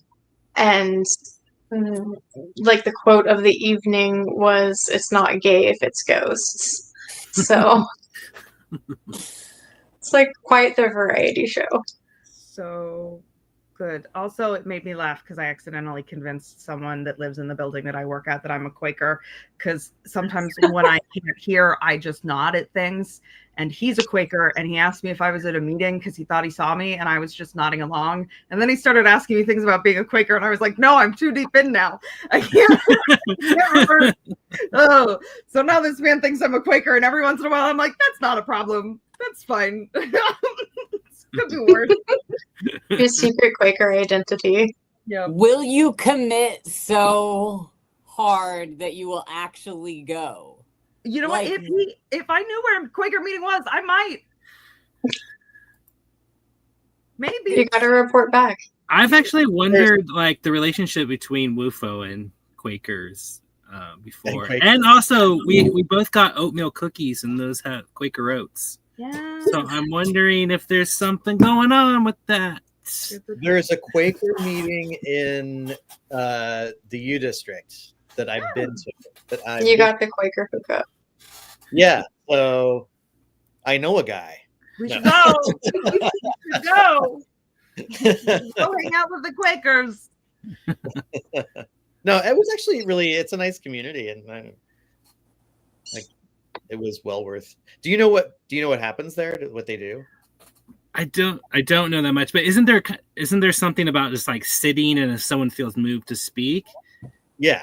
That aspect of it reminds me of like WUFO, and like this kind of like community gets together, and then if someone, like this like tingling of whatever they have feeling, like I don't know. I've wondered about that. Like, are we kind of doing that in a way? I don't know. Are we Quakers already? I know, secret Quaker. We're like the oatmeal cookie style. Yeah, cheers to that. A lot of times it was people standing. I mean, you sit in silence, and like it's for like a long time, like an hour almost, I think. And you know, if somebody feels like they have something to say, like they're moved by the spirit to speak, then they stand up and just say whatever it is. And like a lot of times it is like, okay, you just needed to say something about somebody in the community. Yeah. Like You the didn't Lord bring back my Tupperware. yeah. Which is clearly labeled with my last name, Gladys. Well, sometimes there is something there though. Like sometimes, you know, there's like you're like, oh my goodness, that was like, you know, you're moved, or somebody seems like genuinely inspired, you know, and it's like, wow, I've never like, I wasn't like an actual like an official Quaker, so I never felt moved to speak. But Am I the only one who, as a kid, played Quaker Meeting, which was essentially the silent game? Like, you would say, okay, Mr. Quaker's meeting is called to order. And then, like, we would all just, like, see who could be quiet the longest. that is awesome. As an only child, my grandmother played that game with me a lot.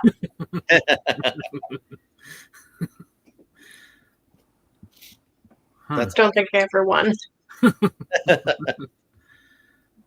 Yeah, I feel like I've dropped in on some spiritualist community meetings via Zoom during the pandemic, and they have like segments within their meetings that are kind of similar of just like, let's just take a moment and sit and see like if anybody has messages that come up for them that they feel inclined to share about anything relevant that they feel would be beneficial, which I think is interesting. Sometimes it is just kind of like somebody's subconscious thoughts that they really just need to get out of their system, and other times it's like, oh, that has some potency to it. There's something to that. But I think it's a good practice just in general. Some spiritualists, though, they had some very elaborate cosmologies after a while, because they were all into Swedenborg, who was this mystic who was contemporary with William Blake, and William Blake was like the famous English like Gnostic poet, and like he was really into this Swedenborg guy. And if you read it, it's like somebody, like he's describing visions he's seeing of the heavens with like vast choirs of spirits, and he names every single one of them. Like it's almost like reading an atlas of New York as though it was like literature or something. And a lot of that like kind of dripped down into spiritualism. Also, I think Ralph Waldo Emerson did some stuff with it, or some stuff like it. It's really fascinating. Definitely. I feel like that tracks, I think. Well, Conan Doyle was famously into spiritualism as well. That does not surprise. Do you know who I actually did just find out was into spiritualism, ironically? And I'd love to know more. I'll have to see if I can do some digging. But E.R. Butterworth, who owned, of course, the Butterworth building, which is where Kells is now, which is the most haunted bar. Different people say it's the most haunted bar in the country. It's probably not. But it is a haunted bar, and it is pretty haunted. But the guy that built that mortuary was part of the spiritualism movement, which is so interesting to me.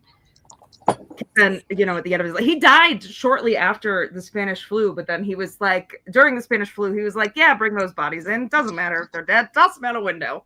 Right. And the fact that that guy was like also in the spiritual movement spiritualist movement was crazy to me, because you'd think if you believed in that, you wouldn't be tossing people out of windows for fear that they would come back to get you. Right. Yeah, I guess so. That would be true. You would be a little concerned if you'd be haunted for life by that many people, I would think. At least I would be. Maybe he knew he was old. Maybe he was like, what are they going to do? I A fun thing to do in your local newspaper, if you have a newspapers.com account, or often through the library, your like kind of major state newspaper of record, or a handful of them, will be available as long as you have a local library card. But look up things like seance, spiritualist. It's really interesting to see the history of how those things showed up in your actual community. I've been having a lot of fun poking around in the history of kind of those kind of folks showing up in Portland. There's kind of a famous guy who ended up ultimately settling in Nyack, New York, who was kind of hiding out and like living under a secret name here in Portland, like recruiting people for his like spiritualist group. That's so funny. I haven't thought about looking up the newspaper records for seances. I think that's a super wonderful idea, actually. There's I used to go onto newspapers.com and look up just stuff like Bigfoot or paranormal, but from like before 1900, and you find some really interesting things. But the coolest thing I found, which I had no idea about, was by searching for like airship or flying machine, like prior to the advent of airplanes. Not necessarily because of like a correlation with UFOs, but I mean, there are like the famous airship encounters in like the 1840s or something like that. But instead of that, what I found fascinating was that there was this whole like subculture of amateur scientists trying to build flying machines that you don't hear about. And you'd see these like Professor McGillicuddy of Omaha has delivered his new, birdopter to try to, and they'd have a diagram of it and stuff. And there's tons of them in the newspapers. So in a different path of the multiverse, instead of Wilbur and Orville, Professor McGillicuddy's birdocopter is the thing that everybody reads about in the science books. Yeah, absolutely. Yeah. I feel like isn't that kind of experimentation is what has gotten us to the possible drones we have today? Maybe so. Okay, I do want to say here is one way that I want to come out as an ally of some drones. There is a movement to replace fireworks shows with drone shows, which I'll give you that. I love. Sustainable. Yes. Let's stop lighting millions of dollars on fire, terrorizing pets and veterans everywhere, when we could just gather up all these drones. Maybe they're just blown off course, they're migrating and they got lost. We'll just gather them all up, we'll rehab them, and then we'll use them in festive light displays. Yes, I love that. And is this like the private island where we also have like a drone rehabilitational facility? Yeah. Drones and jackalopes. Once and the ones that can't be rehabbed, we turn into glitter, apparently. That's what I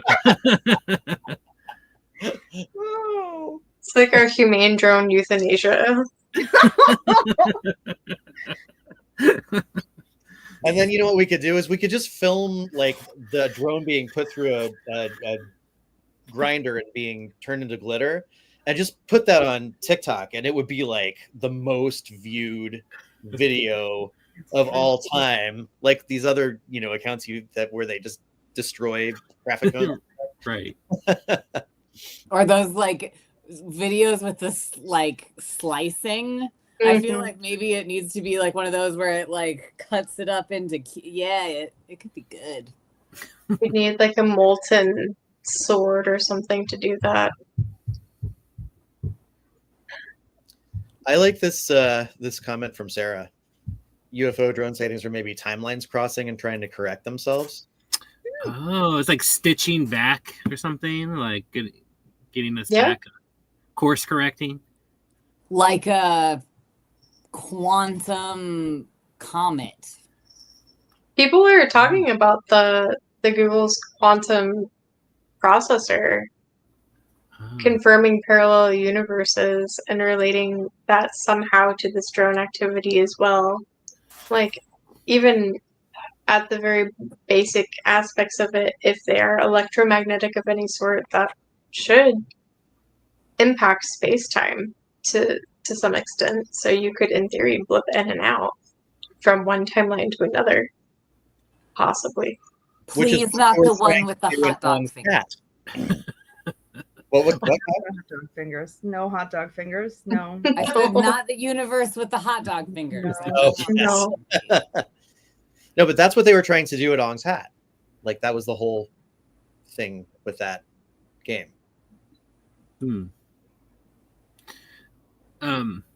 I saw people talking about a lot of people were filming the Sirius, the star, and thinking it was actually a drone or one of these things, but it was just, people are like, it's just Sirius. But I was actually wondering about doing that tonight when I go out, actually looking for Sirius, and curious about what does that mean. Is there any like Sirius is like the dog star, right? Isn't there? And it kind of has some weird folklore and myth around it already, but I don't know that much about it, so I'm just curious if there's a reason that is something that people, other than like that, maybe it's just prominent right now, or Hot Frosty is our resident myth expert, I feel like. Wait, what is Hot Frosty? Oh. Hot Frosty is something that happened before we started the live stream. Yeah.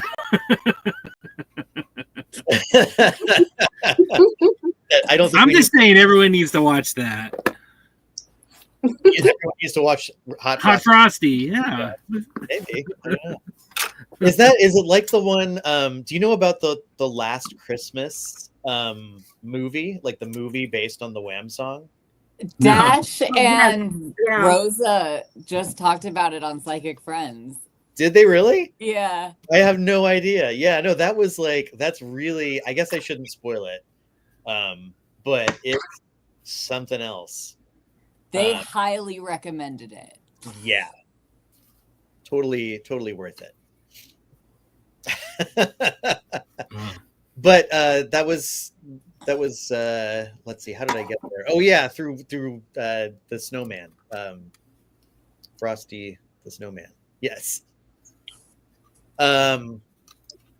What were you saying about the myth expert? Is that what you were? Yeah, tell us about the dog star. Yeah. Oh, okay. So yeah, there was the Sirius, the dog star, has a lot of connections to like Venus, and Isis, and is kind of more in the like Graham Hancock, Robert Anton Wilson side of things, where it's like, okay, some of it can get like veer into the problematic, but there was this whole book called The Sirius Mystery by this guy Temple, I want to say, and it was about how this tribe of people in Mali called, I think, the Dogon people, had knowledge of the fact that it was a binary star, like in far back into prehistory, and there's like some definitely some sort of colonialism going on there with why these primitive people, why should they have, been able to have this knowledge? But it's also a little spurious, I think, in some academic circles. So I'm reading the Wikipedia article right now just for funsies. I'm scanning it. I'm speed reading. So like every other word. And literally I just scrolled past part on this Wikipedia that says composer Karl-Heinz Stockhausen, who wrote a piece called Sirius, is claimed to have said on several occasions that he came from a planet in the Sirius system.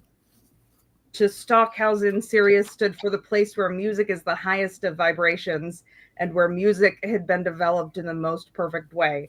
And that is all it says about that, and I am desperate to know more. Yeah. So yeah, it's an interesting. It's loaded with symbolism. Nope. So Ooh. what I'm hearing is we should go outside and play serious, like some binaural beats or the Tenny sounds or something, maybe. Yeah. Well, would that be how we manifested the drone in Ohio? Oh yeah. That sounds like send it an offering. Yeah. I like it. So do we do that? We do that now, like we go out now and try to manifest it to happen on Sunday. What's the plan? Maybe that's like a good solstice activity the night before. Oh no, that's a great idea, because then we can put it out on like and get more people involved in doing it. Which I will doesn't always work, but I'll be on a plane that night, literally traveling to Ohio. So you'll be closer. Yeah. So I could put it on my headphones while I'm on the plane. Mm-hmm. I'll play it on the beach. Yeah. I'll put the link up for how to get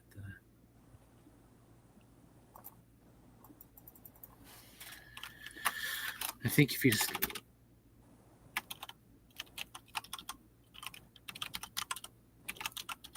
It's not exactly the same as binaural beats or the Tenny sounds, but something that Garrett introduced me to way back when was Radio Garden, which I continue to be obsessed with. But there is a channel out of Copenhagen called Nordic Lodge that's all kind of like ambient chill stuff, which has sent me down a weird rabbit hole. And now I have found like ambient and chill and like other just kind of like cafe, I can't sleep background music radio stations all over the world. And it is real fun.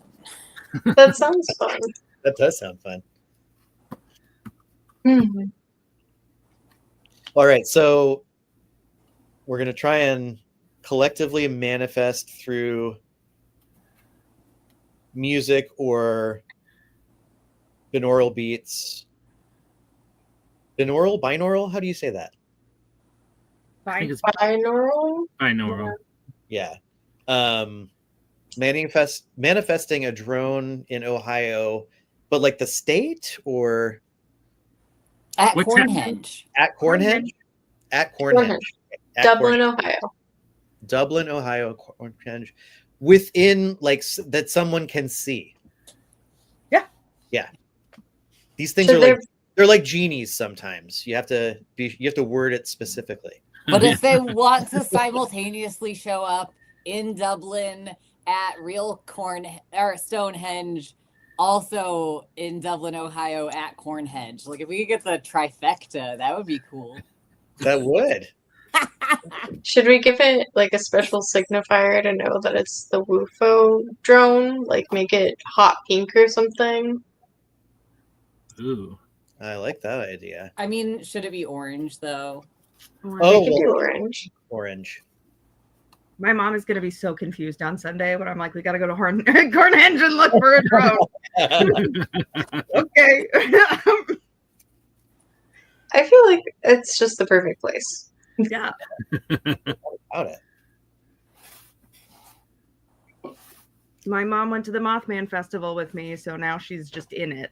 Like, she can't escape now. So she's been inducted.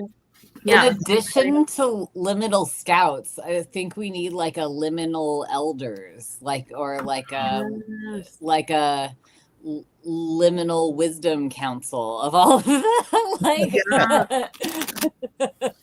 Yeah. Speaking of liminal scouts, though, before we adjourn for the night, I have been considering for liminal scouts. I've been trying to find a way to manufacture patches, but patches are expensive to manufacture. So if we roll out liminal scouts, I do have a button maker. So if would people be into buttons if I made buttons for liminal scouts? Yeah. Or would we I have a button maker too, so we can make a bunch of them. Yeah. Oh, yeah. Yeah. Yeah, I don't know. Do you have Go any of ahead. the amulets left, Garrett? Do I have any what? Of the amulets left? I do. I have St. John's wort one. So you're talking about the? Yeah, I was just taking pressed flowers and like making a button out of them. So there's like a piece of like St. John's wort in them. Oh, yeah, cool. so it's like a protection amulet that's just like a little button. Yeah, I feel like I was talking with an acquaintance of mine about liminal scouts who is a folklore historian, and she recommended finding like an old school local myth or legend or cryptid or something, a story in an area, and going to a library and practicing different research methods on finding information on this, and then going around and also talking to people who may still be alive from the time where this was perpetuated, and then going to the location and seeing what experience they had afterwards to kind of hone your research skills and understand how to delineate information and the sources of where it came from. Yeah. Which I thought was good advice. That's fantastic. For your research badge. Yes. You get bonus points if you utilize Courtney's book. There's just so many opportunities. Like Tenny taught people how to like write a FOIA request once. We could do a whole FOIA request badge. It was so cool. I met Sierra this weekend at Walker Ames with Yuki, my son, and you had kids. Your kids were there, and they all had dowsing rods in the Walker Ames. It was supposed to be like Santa's workshop, but they're like in the corner, like talking to ghosts on their own. And then for some reason they went outside. Did you see that? They decided to go outside, and I have a picture of them. Like all of them are just pointing their dowsing rods at the house. They just went on their own, doing their own thing. I talked to Yuki afterwards too, and he said they were talking to the little boy, and they were asking which level of the house it likes to stay on, and he said he liked to live in the sky. They had to go all the way up into the sky in order for it to actually say yes. So anyways, they were just like on their own little dowsing rod tour, which I thought was awesome. That's amazing. Yeah. They're totally in it and definitely like on their own with it and not, I don't know. It's like you can give them the basics of things and some good boundaries to have. And yeah, Yuki was really into it, and Atticus too. He was really, really excited to meet Yuki. I think he doesn't have a lot of friends who are open-minded to these things as much. And it's like I was telling Kevin this morning, it's really cool to introduce him to other adults who also are interested in this thing. So I'm not just like the weird adult in his life. He has other people to meet and be like, okay, like maybe this is not just Sierra being weird. Maybe other people like actually believe this too. Maybe there's something to it. Yeah. So I just said this like when you have inspired y'all inspired me to have this awesome idea. Because I was in Boy Scouts, and like one of the best things of all about Scouts, because like we were like the evil Boy Scout group. We would like, tell the ghost stories to the little kids and like try and draw pentagrams on trees in the woods and stuff. But but we were always the best at cooking. That was the one thing we always won prizes for and stuff, was cooking. But the coolest thing about it was the handbook. Yes. Oh yeah. The handbook had everything in it. I would still like to have a copy of that. It had how to track things and tie knots and use your knife and CPR and everything in it. What if we were just to do like the Liminal Scouts handbook and just put it out there? That would be really fun. That's a good idea. Yeah, even if it's like in zine form to begin with, and then to go from there. Yeah. I love this idea. That's a great idea too. So yeah, and everybody can contribute different like sections. Yes. Yeah. One on using dowsing rods, and one on making sauerkraut. Yeah. No. Exactly.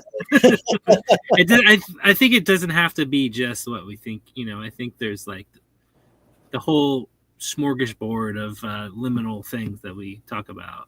Yeah, there definitely has to be a whole recipe section. The vegan chapulines also needs to yeah, those are fun and easy to make. Yeah, like what would a Liminal Scout cookie even be? Right. Oatmeal? Right, oatmeal. Yeah. Oatmeal, yeah. It would be Joe Simonson's pancake. Right. Right. Something to do with pretzels also. Right, the UFO pretzel that came up. That's fantastic. I like this idea. That's cool. Okay. Well, I think that's what we were supposed to get out of this meeting. Yeah, maybe so. Okay, so the homework is solstice. Yeah. Try to get the drone there. Orange lights by Nora Beats. Yeah. Look for Sirius. Yeah. I didn't get a chance to. I didn't want to, because some people actually made the little guys. Oh yeah. And so if you have yours, share your 3 uses with us on social media. Like just tag us, like your little character. Wow. The 3 things, yeah, tag. And we'll leave it there, and we'll come back to it in the new year, because the next step is a little bit more like something you probably wouldn't want to have to think about during the holidays. So, all right, like that's like saying we need to have a talk and then leaving for 2 weeks. Yeah,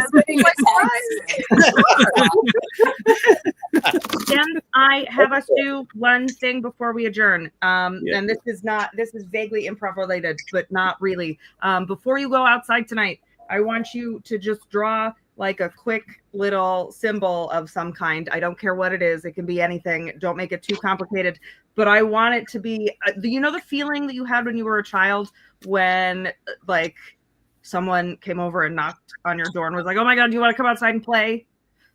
And it was like, "Yeah, hell yeah, I'm going to go outside and play." I just want you to think about that feeling when you draw that symbol, and then put it somewhere where you're going to look at it, and just know when you look at it that there are a whole bunch of other people out there who love you, who want to play with you, even if they aren't right there with you. So just put it somewhere you can look at it, and keep that energy that you're going to go out and play with someone, and keep it around to look at it. And that is my vague improv-y thing of the day. Cute.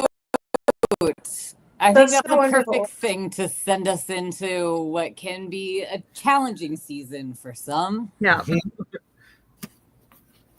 Yeah. Yeah. That's a good note to end off. Tomorrow I think I'm going to post like assignments on the blog or on the website. So if anybody didn't get a chance to catch all that awesome stuff, they can come back to it. Thank you, Jeremy. Yeah. Garrett, you keep shuffling over there. Oh yeah. Should I pull a card? I pulled a card before this all, and it was Hope, which is really funny to Jeremy and I, because Jeremy just wrote a blog post about giving up on hope. Which everyone should go read. It's at broccoliwizard.com. It's great. Yeah. Not nearly as pessimistic as it sounds. Yeah. This is Generosity. With Oh, wow. fish. This is my Oracle deck from Delphi that I got. Cool. It's like the Beautiful. Delphic Oracle cards. I got it in Delphi. So it has some Greek word that I don't know. Greek words, but What's it say? Oh yeah, I don't know those. yeah, I think something about generosity and fish. So I don't know. Generosity and fish. I like that. This is one I drew for WUFO participants. It's the Empress card. It's the third one in the major arcana of the Voyager Tarot that I was talking about. Oh yeah. I drew the Three of Cups from the Garbage Pail Kids deck. I love that.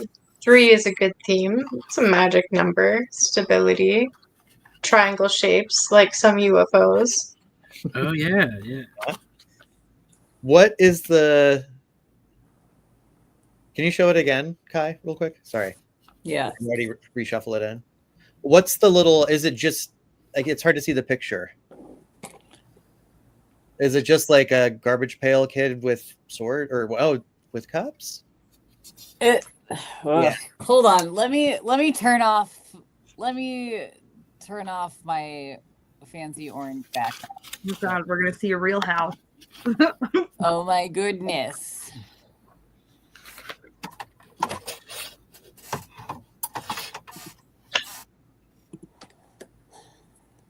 There. Okay. That's fun. I like the border too. Yeah. I am actually I got this deck like sort of as a joke question mark. I don't know. I thought it would be nonsense, but I'm actually really enjoying it. There's something to be said for pop culture decks in that, like, if you like a franchise enough to buy its tarot deck, then you probably have a really good relationship with the archetypes that are in that franchise. Right. Like the Star Trek tarot deck that I have, it's the Next Generation. I'm like, Picard is Justice. Okay, like that's that makes total sense. Why not? Yeah, I like that. That's Or fun. like this one, I got a Golden Girls tarot. It's actually not a great deck, but I drew the Chariot, and I'm gonna see. It's Blanche and like 2 hunks. Trio, another trio. Yeah.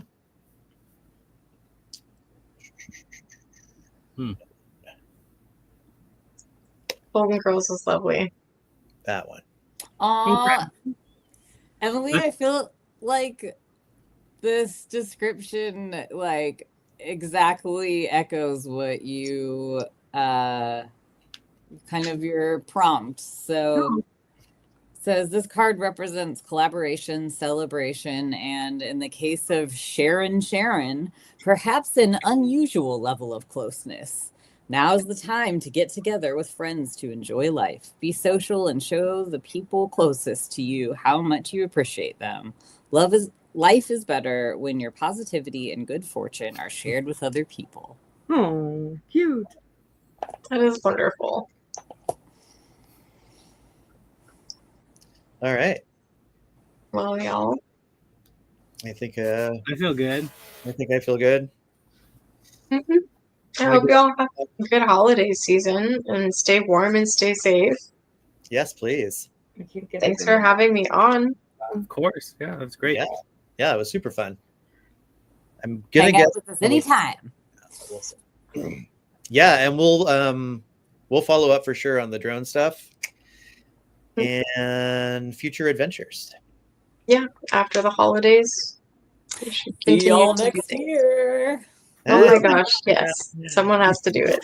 I don't want it to be next year yet. Yeah. Next year has already started and it sucks.